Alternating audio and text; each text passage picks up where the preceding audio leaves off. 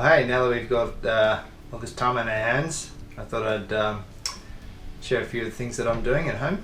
One of the things I like to make is traditional ginger beer using a ginger bug, which is just looks like this.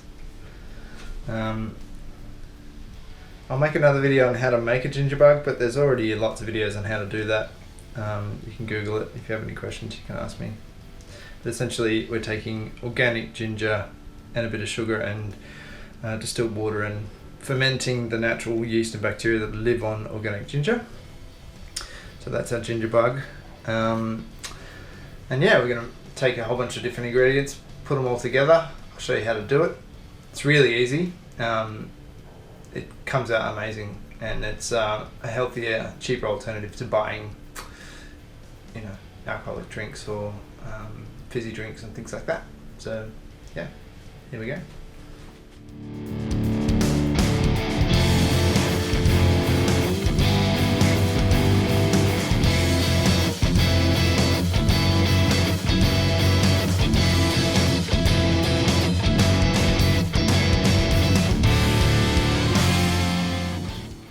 Alright, so that's one of our pieces of ginger. I'm going to give it a rinse. I don't take the skin off. It's really important that you don't take the skin off. I think it gives a bit of flavour. You can if you want, but that's what I've been doing. There's going to be a little bit of dirt here and there. Just give it a good rinse. If there's any really gnarly looking bits, you can kind of trim those off, but otherwise that looks fine. So I'm just going to roughly cut this because I'm going to use a blender stick to sort of pulverize it more, so about that sort of size is good.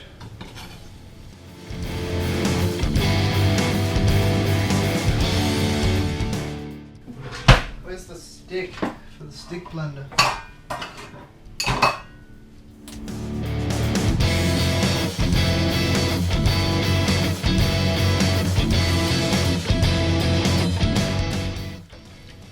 See, it's pretty fine. It's been ground up pretty fine. That's going to really help get the flavour out.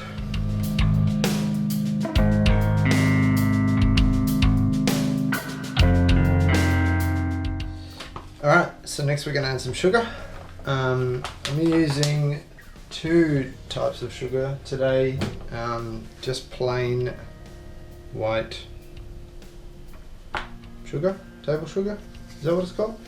You can just use that, but I'm going to use that, and I'm going to use some of this, which is spinella sugar, which is excellent, and it is evaporated organic cane juice. So that's going to give it a really kind of malty, caramelly flavour as well.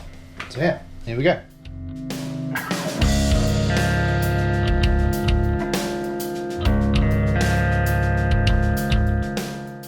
By adding pear, I guess you could call this a pear and ginger beer, and that's okay. You can add any sort of fruit you like at this stage, so you can add apple or even cherry or plum, whatever you really feel like doing.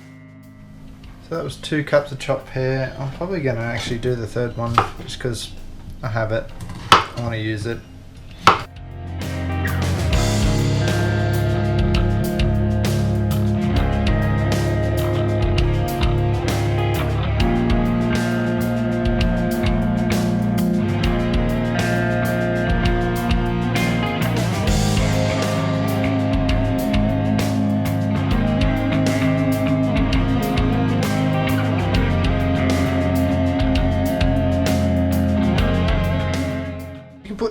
Any combination of these, it's up to you to experiment.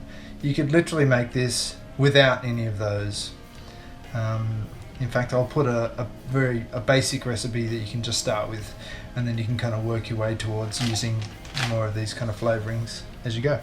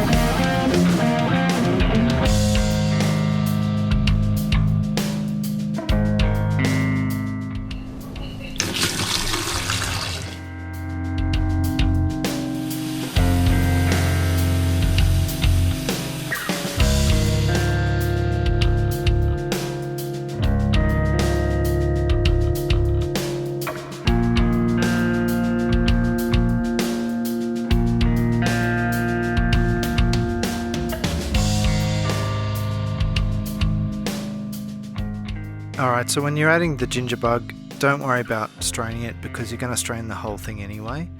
So if some of your ginger gets in there, that's okay. Alright, so for bottling, we're using these brown glass bottles. They're 750 mils, and these are specifically designed for brewing, so they're going to be able to handle the pressure. You can see we're giving them a wash here, and I'm using distilled vinegar to clean them out. And they've got the Grolsch style kind of flip top lids on them, which makes them kind of reusable, which is really good. It's important that you only fill them up to the collar. You can see there on the video that that's basically as full as I make these. If you go any fuller, it's not going to be able to have enough space to build up the carbonation you want to make this drink fizzy. So make sure you kind of stick around that level there. And one of the other important things to remember is to stir the liquid as you go through this process to make sure the ginger bug's kind of really evenly distributed through the liquid. Otherwise you'll get some bottles that are really fizzy and some that aren't, and obviously you're going to be straining out all of the stuff that's left in the bottom. It's really important to keep that, okay? Don't throw it away because we're going to use that to make something else, and I'll make another video explaining just what that is.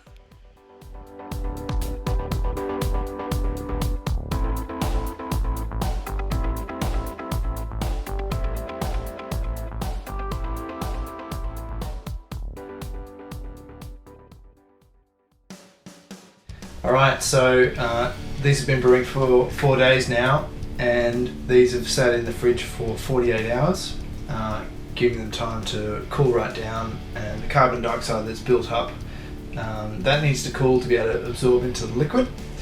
So the other thing that I've done is 24 hours, each 24-hour period after they were bottled, we give them a little burp, and that's to just check and see how much pressure is building up, because sometimes you can build up quite a lot, and that will sort of also depend on how much fruit pulp is left in the bottle. So the more fruit pulp, the more carbonation you're going to build up.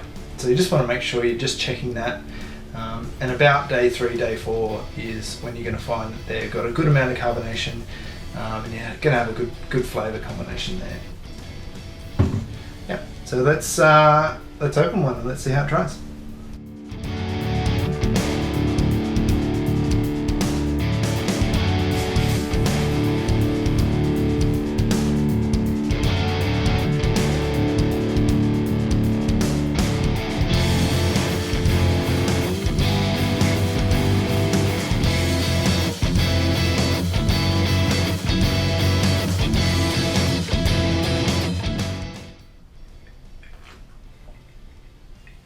Alright,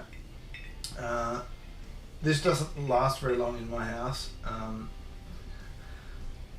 I drink it pretty quickly. You probably want to drink it within 3 to 5 days. So it's not overly gingery as well. So if you're not someone that really loves ginger, like you don't mind a little bit of ginger, this recipe is really good for you because the pear really kind of mellows that out a bit. It still tastes of ginger, but it doesn't have that really big gingery bite. If you do want that, what you can do is not add the pears and double your ginger amount, and that'll give you a big ginger kick. But this is good. It's really mellow. The sugar level will come down over the days as the bacteria still kind of feed on that sugar and produce more carbon dioxide. So that's something to be aware of. So maybe after day 3 or 4 or 5, you're going to notice that it isn't as sweet, and that's okay. Another thing to remember, that this is similar to kombucha in that the bacteria and yeast in here will produce very small amounts of alcohol, usually in the order of under 1%. So if you are happy drinking kombucha, and if you're alcohol free like me, I'm alcohol free, I'll drink kombucha and I will make this and drink this with no problems at all.